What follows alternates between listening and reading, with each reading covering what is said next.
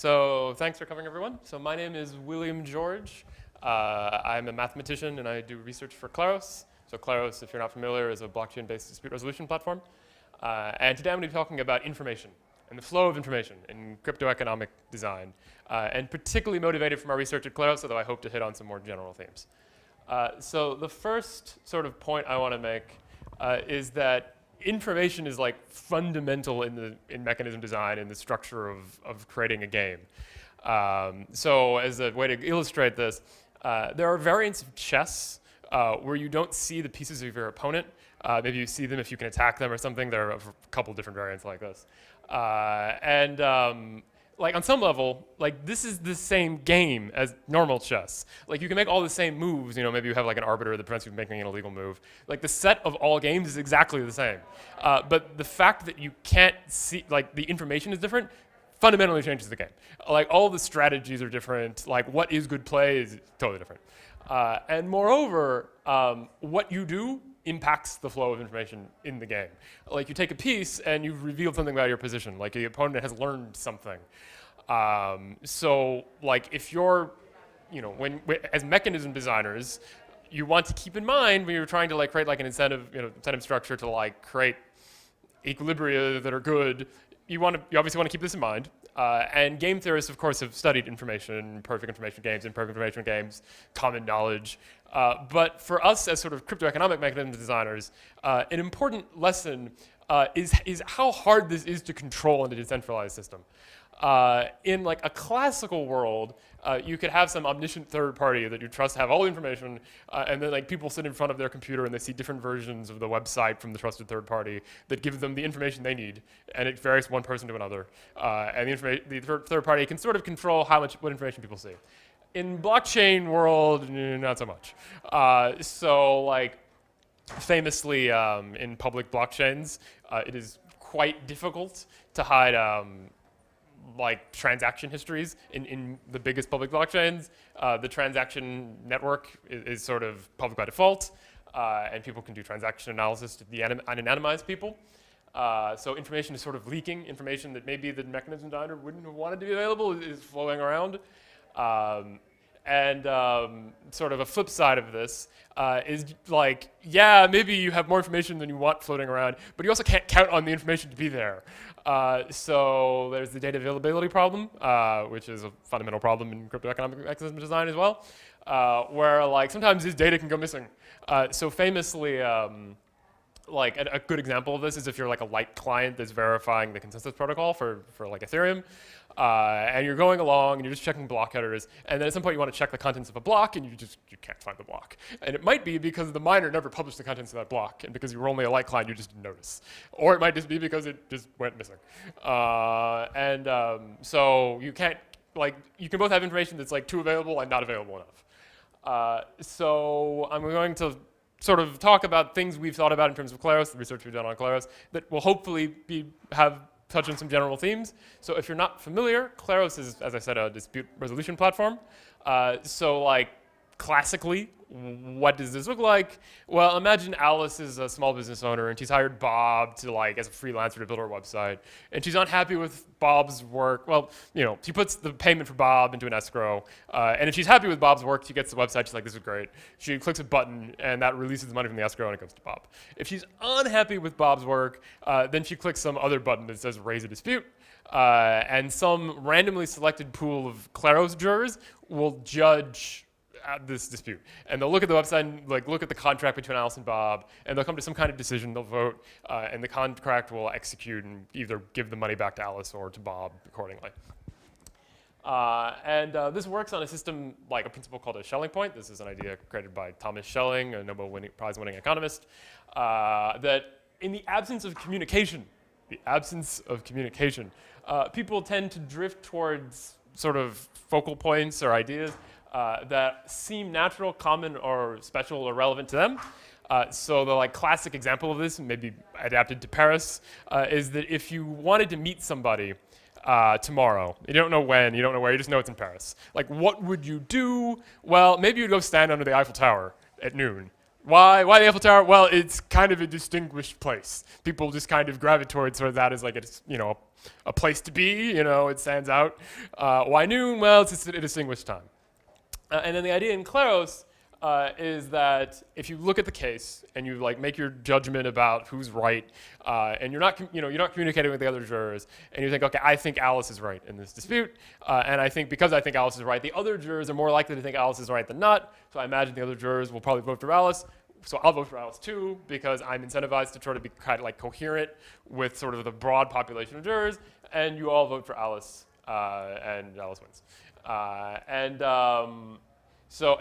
So this is live. We've had hundreds of disputes on a wide variety of cases, and important. I don't want to delve too deeply into the details of Kleros, but an important aspect of this for the purposes of this talk is we have an appeal mechanism.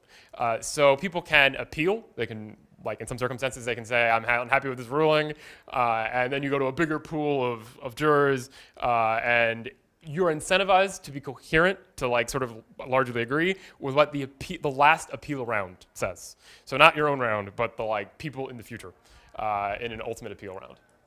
Okay.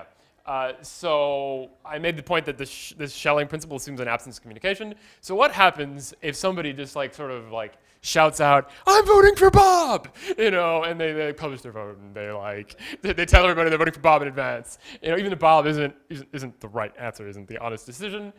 What you want to avoid, what you wanted to like design the system to be resistant to, is for the other jurors to look at that and be like, well, I think Alice is the right choice, but he's voting for Bob. That's one more vote for Bob, and maybe that sort of moves the Schelling point where like maybe now Bob is a distinguished choice because somebody's like shouted out that he's voting for him, and then like herd behavior happens and everybody votes for Bob. This is what you want to avoid, so we want to structure the flow of information, and a common solution to like problems like this in blockchain mechanism design is what's called commit and reveal, where instead of publishing your vote, you say, okay, I'm going to like take a random value and I take my vote, I'm going to hash them together, and I'm going to publish that hash on the blockchain, and then later, when it comes time to like a later period, like a reveal period, everybody's committed. I will release my random value, release my vote. The smart contract can check that they hashed the same thing, and my votes are counted. So this way, nobody sees the votes until everybody's sort of committed to their vote. So there are a couple of problems with this, both technical and sort of cryptographic, and also game theoretic that I'll hit on. So the first one is just like practical. So this is kind of like a mild problem, but still on like a user interface, user experience problem. It's something to keep in mind. That like with commit and reveal, you have this two-step process. You have to commit, and you also have to reveal. So you've committed to your vote, and like maybe when the reveal period comes, you're like computer's off, you're on an airplane, whatever, and it comes time to reveal, and you're just not there, and you get slashed because you didn't reveal your vote because nobody nobody could ever figure out what your vote was. You just committed to this like hash value, and only you know your vote. In a centralized system, some omniscient party could just keep all the votes and then reveal them at the appropriate time, but that's not possible in a decentralized system. So that's unfortunate for these people. It's not the end of the world because people are responsible for revealing the vote, but it's not great. So one way to like leave user experience on this kind of thing is to have your device store your vote and then reveal it automatically at some future time.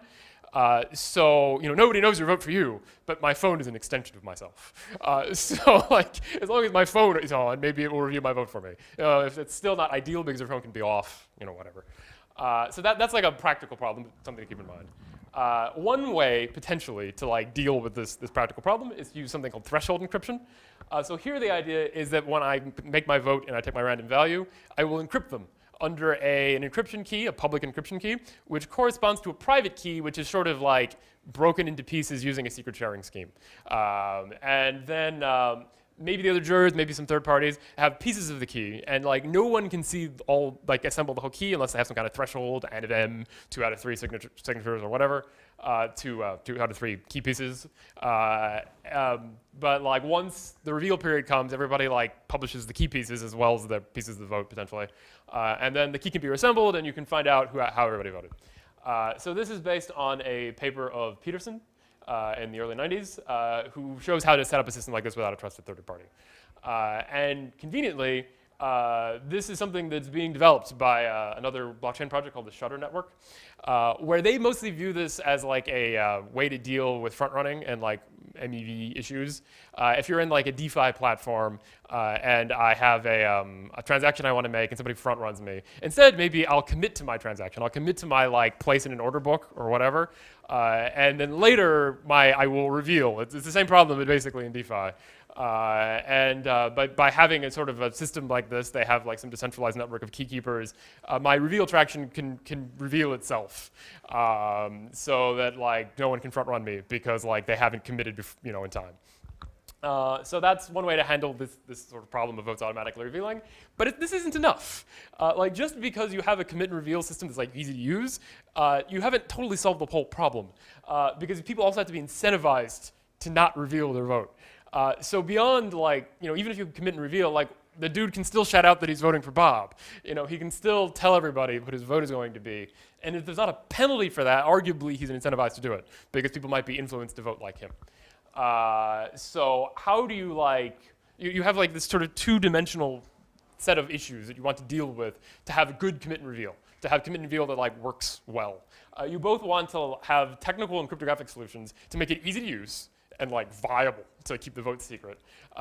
Similarly, like for TX analysis, you can have your ZK proofs and your ring signatures and your mixtures. Here we have our commit and reveal as well as our threshold encryption and whatever. But we also want to incentivize people to actually use these things. For TX analysis, if your transactions are like non-private by default, that's like bad game theory. And here, if you don't have like a good solution for pre-revelation attacks, people might still be incentivized to publish their votes. So the main defense of this in Kleros is something we call the lone voice of reason jackpot. So the incentive structure of Kleros is structured, again, so that you're incentivized to be coherent with the ultimate appeal round. And so these are jurors that might be selected in the future. You don't even know who they are yet. So like on some level, you can't communicate with them. The Schelling Point idea of you can't trying to communicate with the other jurors. Like these people, nobody knows them. So you're trying to be coherent with some people in the future. You see the dude in the middle votes for Bob is like, well, I think the appeal is going to vote for Alice, you vote for Alice, and if the appeal does vote for Alice, you're rewarded. And in fact, you're rewarded more based on how the payouts work. The fact that that dude in the middle voted for Bob means that you'll get part of his lost deposit for having voted incorrectly. So you're that much more incentivized to double down on the right answer. And we can do some statistical tests. So first of all, in Kleros, because of these issues around pre-revelation, we've implemented this so that commit and reveal is implemented in the contract, but it is like a parameter by court. So Kleros cases are divided into courts. In some courts, this is turned on. In most, it's not, because we rely on this lone voice of reason jackpot. So in many cases, in most cases, you can see the votes coming in on block explorers like Kleros board, which was a community-created block explorer. Ultimately, this would have all been available on Etherscan anyway. So shout out to Koki who developed this community block explorer, which makes equal access to these votes that someone could have gotten from Etherscan, but also gives lots of great statistics, which I will use here as I sort of analyze how people are behaving and people are responding to these incentives. So you can imagine that if people just voted in a random order, they don't look at the votes at all and they just vote in a random order, what happens? So if you have a 2-to-1 case where there are 2 votes for A and 1 vote for B, you could have AAB, ABA, BAA, and if the votes are really independent of what's already visible on Kleros board, these should be equally likely, which means there's a 1 in 3 chance that there'll be 1 vote for B, even after there's a majority of votes for A. You can look over all cases. In some appeal cases where there are more votes, you have a more complicated combinatorial argument. Where okay, I have 6 votes, 2 of them are for B, 1 person never voted, and then I can figure out the probability that the votes were in a random order. Everything's people are voting independently, whatever. What is the probability there'd be 2 votes for B after the majority for A, 1 vote for B after the majority for A, or 0 votes for B after the majority for A? I can get a probability distribution per case. And I can put that all together, and I can get a probability distribution for the number of sort of late incoherent votes, at least incoherent with respect to a given appeal round, over all cases. And we've done this, for cases 300 to the present. So 300 was about a year ago, and it's when Kleros board was published. There were block explorers before already that used for Kleros cases, but I feel this is a good representation of sort of modern juror behavior. And you can see that the number of the number of expected late incoherent votes like this is a little larger than the number of like actual votes, but it's not a huge difference. It's not quite statistically. So we can't quite statistically significantly even say based on this test that people are even looking at the votes, although they probably are at least to some degree. It's like a Bayesian prior. There's probably some degree of looking at the votes, but like this lone voice of reason at least seems to be like largely incentivizing people to not overly herd. We can break this down into like sort of sub cases where you're like, okay, like people are incentivized to think about what the appeal is going to do if they expect there to be an appeal. Maybe there's like an edge case where they don't expect people to bother to appeal, and then you can sort of break this down like how do people behave when we don't know when they expect an appeal, but we know when there actually is an appeal, which should be correlated. So we can break this down based on when there's a future appeal and when there isn't. And indeed, when there's a future appeal, people as a sort of percentage have more of these late incoherent votes than when there isn't. Although like neither of these has super statistically significant results. But like already this sort of like information, like it gives a sense that this lone voice of reason is a good but imperfect defense against pre-revelation attacks. So what could you do additionally to prevent disincentivize people from pre-revealing?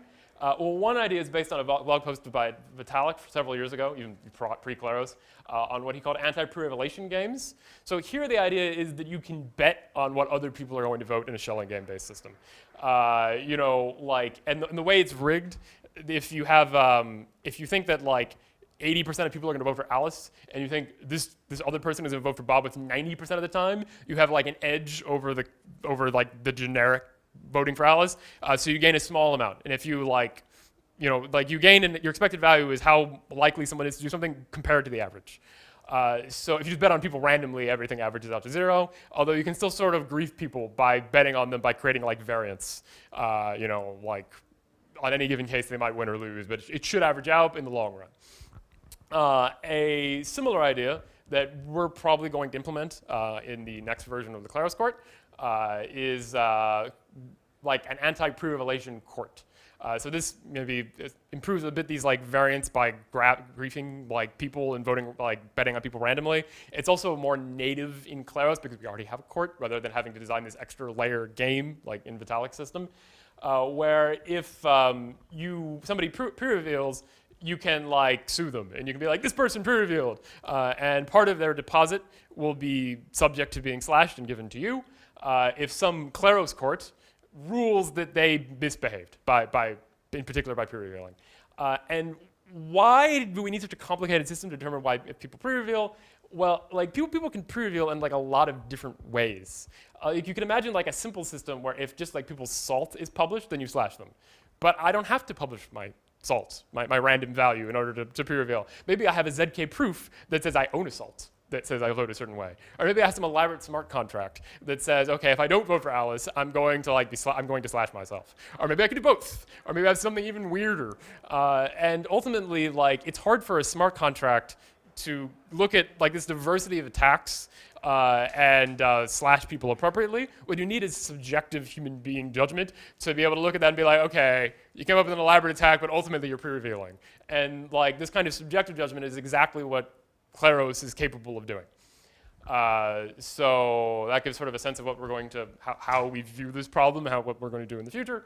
So just to summarize, like information is fundamental to mechanism design, and it's particularly challenging in cryptoeconomics because we don't have trusted third parties to just manage information flow.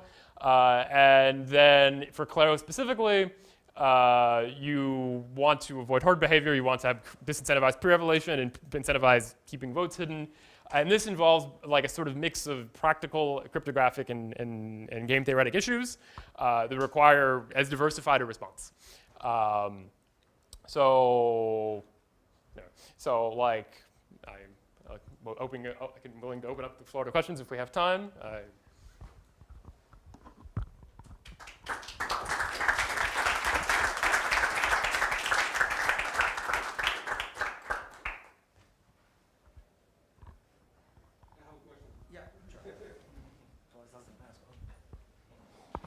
Well, congratulations for the talk, William. And when can we see some of this implemented into the Kleros protocol? Soon. So we've finished the sort of like research for the next version of the Kleros court, the version 2 of the court, and we're like writing the specs now, and like coding should begin imminently. So hopefully, in months, later this year. Yeah, I'm actually the one usually giving the microphone. But I was just curious on just in the same way that Paris makes it really good to meet at the Eiffel Tower, this does sort of have an effect on precedent, because there's not a reveal, but nonetheless, people would have a sense of what the precedent is, and which will have the, I just was curious on your thoughts, will have the effect of like maintaining and actually accelerating that precedent, but is not really effective at changing precedent and moving in a different direction if that's a more justice-oriented outcome. So just curious on your thought and how you might use these models to sort of overcome that justice issue. Yeah, so that's another element of the information that's flowing around. It's precedent from previous rulings. So a priori, unless you have some like fairly complicated system where like rulings stay hidden, which even that's hard to enforce because parties can always just reveal them, like that is also information that's flowing around. So people like sometimes ask us. In fact, there was a question in a talk earlier today. Like, is Kleros, it's a justice protocol. Like, how do you feel about common law versus civil law? Like, what is the role of precedent in your system? And my view is that precedent has sort of an inevitable role in a Schelling game system. That people will look at the previous cases and they're trying to be coherent with how the current jurors are going to decide. So, like, ultimately, they're going to gain insights from previous cases, and they're going to be influenced by those. And if you feel the previous cases are, just like in a common law system, and if you feel that like the previous cases are doing poorly, like the jurors are given like sets of policies to read. Depends on the arbitrable app that's like asking for their ruling. Alice and Bob's freelancer dispute. Alice and Bob had a contract that the jurors see and like consider when they're making their ruling. Other applications, we have curated lists that are plugged into Kleros, have some kind of policy for like what things should be on the list. And if the precedents are producing bad rulings, then like the sort of natural thing to do is similar to what you do in common law legal systems when the judges are creating bad precedent-based rulings, is you legislate, you amend the policy, and you change sort of what jurors are supposed to think about. Thanks. Will there be a special pool for, a special court for the people who are saying this guy has revealed some stuff? Yeah, so we anticipate having a special court for like sort of general juror misbehavior, which includes being able to like cases where people are accused of pre-revealing, where they'll be judged for having violated their policy on not pre-revealing their vote when they commit and reveal their vote. This could also potentially be used to slash them for other sort of juror misbehavior when they violate sort of the policies of what it means to be a juror. Like there's like evidence that they like collude. They could also, that could also be in the policies. But yeah, there'll be a new court for this. How will you avoid like a majority of bad people being pulled off this court and like saying no, my friend didn't pre-reveal this information? Yeah, well, the cases are always appealable. So, like, you can appeal more to larger and larger pools of jurors. Eventually, you appeal out of that court to the general court. And that kind of attack would only really be successful if it was able to command, like, a 51% attack system, a majority of the system that was willing to make this sort of incorrect ruling. Just like any other 51% attack on Kleros.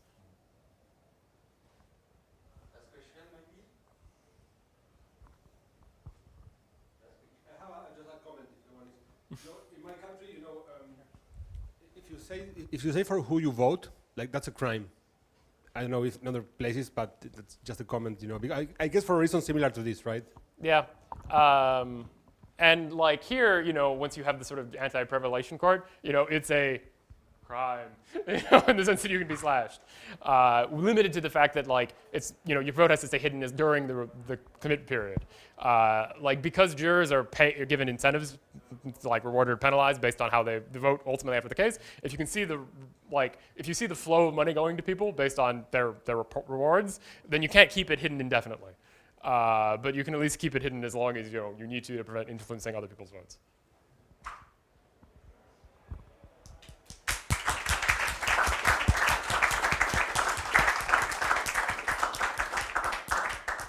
Thanks.